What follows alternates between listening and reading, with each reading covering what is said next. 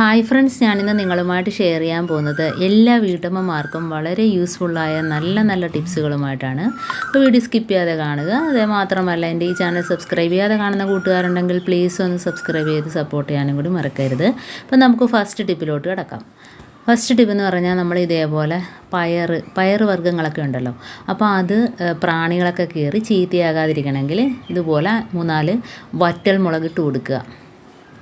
ഇതുപോലെ 3-4 വറ്റൽമുളക് ഇട്ട് കൊടുത്തിട്ട് വെച്ചിരുന്നാൽ ചീത്തയാകത്തില്ല. അതേപോലെ കടലയ്ക്കകത്ത് ബേ ലീഫ് ഉണ്ടെങ്കിൽ ഇട്ട് കൊടുക്കുക. ഇപ്പം നമുക്ക് വറ്റൽമുളക് ഇല്ല എങ്കിൽ നമുക്ക് ബേ ലീഫ് ഇട്ട് കൊടുക്കാം.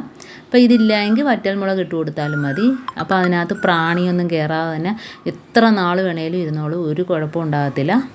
ഇനിയിപ്പം നമുക്ക് അടുത്ത ടിപ്പിലോട്ട് കിടക്കാം. അപ്പോൾ അടുത്ത ടിപ്പ്, നമ്മൾ ഇതേപോലെ ഒരു ചെറിയ ചൂടുവെള്ളമാണ് എടുത്തിരിക്കുന്നത്. ഇനി അതിനകത്തോട്ട് നമുക്ക് കുറച്ച് ബേക്കിംഗ് പൗഡർ ഇട്ട് കൊടുക്കാം. ഞാനിപ്പം 1 ടീസ്പൂണോളം ബേക്കിംഗ് പൗഡർ ഇട്ട് കൊടുത്തിട്ടുണ്ട്. ഇനി നമുക്കതിനകത്ത് വേണ്ടത് 1 ടീസ്പൂൺ അളവിൽ ഡെറ്റോളാണ്. അപ്പോൾ ഡെറ്റോള് നല്ല ഒരു മണമാണ്. ഡെറ്റോളും കൂടെ ഒഴിച്ച് കൊടുത്തിട്ടുണ്ട്. നല്ലോണം ഒന്ന് മിക്സ് ചെയ്ത് കൊടുക്കുക, കാരണം ആ ബേക്കിംഗ് പൗഡർ കട്ടയായിട്ട് കിടക്കും. അപ്പോൾ അത് ഈ ഡെറ്റോളുമായിട്ടൊന്ന് നല്ലോണം മിക്സ് ചെയ്ത് കൊടുത്തതിന് ശേഷം, നമ്മുടെ കയ്യിൽ ഗോൾഡൊക്കെ മേടിക്കുമ്പം കിട്ടുന്ന ഇതേപോലത്തെ ആ ഡെപ്പിക്കകത്തുള്ള സ്പോഞ്ച് ഉണ്ടല്ലോ, അപ്പോൾ അത് ഇതുപോലെ വെറുതെ കളയണ്ട. അപ്പോൾ ആ സ്പോഞ്ചൊക്കെ ഉണ്ടെങ്കിൽ ഇതേപോലെ ഇളക്കിയെടുത്തിട്ട് ഈ വെള്ളത്തിൽ മുക്കിയിട്ട് നമുക്ക് നല്ലോണം ഒന്നും പിഴിയരുത്. എന്നിട്ട് ഇതേപോലെ നമുക്ക് പല്ലിയൊക്കെ വരുന്ന സ്ഥലത്തൊക്കെ വെച്ച് കൊടുക്കുകയാണെങ്കിൽ ഈ സ്മെല്ലടിച്ചിട്ട് ആ ഭാഗത്തോട്ടൊന്നും, കിച്ചണിലൊക്കെ നമുക്ക് പല്ലിയുടെ ശല്യമല്ലേ, പല്ലിപ്പാറ്റ, അപ്പോൾ ഈ ഒരു സ്മെല്ലടിച്ചിട്ട് അതൊന്നും വരത്തില്ല. പ്രത്യേകിച്ച് അതിനകത്ത് പെട്ടെന്ന് ഉണങ്ങാത്ത ആ വെള്ളവും കൂടെ അതിനകത്ത് പിടിച്ച് നിൽക്കും. അടുത്തത്, അതിനകത്ത് ആ വെള്ളത്തിൽ തന്നെ നമുക്ക് സോക്സ് മുക്കിയെടുക്കാം. അപ്പോൾ സോക്സ് നല്ല രീതിയിൽ മുക്കിപ്പിഴിഞ്ഞെടുത്തതിന് ശേഷം ഈ വൈപ്പറിനകത്തോട്ട് നമുക്ക് കയറ്റി കൊടുക്കാം. അപ്പോൾ 2 ഭാഗത്തും ഓരോ സോക്സ് ഇട്ട് കൊടുക്കുക. അപ്പോൾ നമ്മൾ സോക്സൊക്കെ ഉപയോഗിച്ചിട്ട് പിന്നെ നമ്മൾ വെറുതെ കളയുകയല്ലേ ചെയ്യുന്നത്. അപ്പോൾ ഇതേപോലെയൊക്കെയുള്ള ഉപയോഗങ്ങൾക്ക് ഉപകാരപ്പെടും.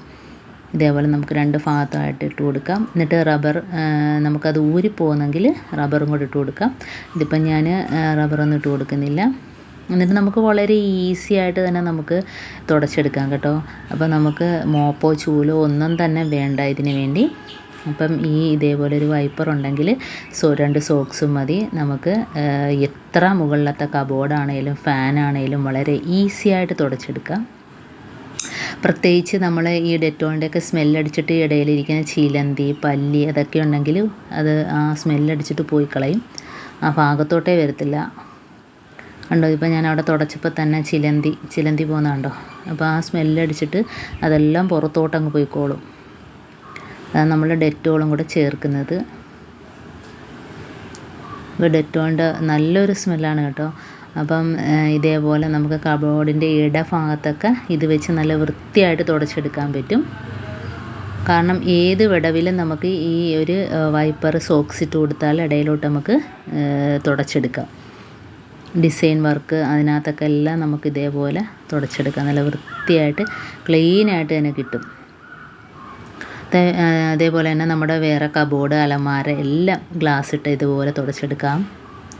എത്ര പൊക്കത്തിലാണേലും നമുക്ക് വളരെ ഈസി ആയിട്ട് തന്നെ നമുക്ക് ഇതേപോലെ തുടച്ചെടുക്കാം. പിന്നെ അതേപോലെ തന്നെ ഫാനാണെങ്കിൽ നമുക്ക് മുകളിൽ കയറി കൈകൊണ്ട് പിടിച്ച അതേപോലെ തന്നെ നമുക്ക് ഇത് വെച്ച് തുടച്ചെടുക്കാം.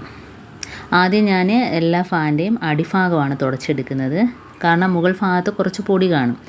അപ്പോൾ ആദ്യം എല്ലാത്തിൻ്റെ അടിഭാഗം തുടച്ചെടുത്തിട്ട് നമുക്ക് ലാസ്റ്റ് എൻ്റെ മുകൾ ഭാഗം തുടച്ചെടുക്കാം. നല്ല രീതിയിൽ ക്ലീനായിട്ട് കിട്ടും കേട്ടോ. ഇനി നമുക്ക് അതിൻ്റെ മുകൾ ഭാഗം കണ്ടോ, ഇതേപോലെ ഓരോ ലീഫും നമുക്ക് തുടച്ചെടുക്കാം. നല്ല വൃത്തിയായിട്ട് മുകൾ ഭാഗം എല്ലാം അതിനകത്തുള്ള അഴുക്കും പൊടിയും എല്ലാം അതിനകത്തോട്ട് പിടിച്ചെടുക്കും.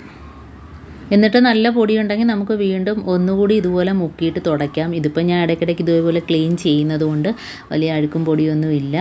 അതുപോലെ നമുക്ക് അഴുക്കിൻ്റെ ഫാൻ്റെ അളവും അഴുക്കിൻ്റെ അനുസരിച്ച് നമുക്ക് ഇതിൻ്റെ വെള്ളത്തിൻ്റെയൊക്കെ അളവ് കൂട്ടാം.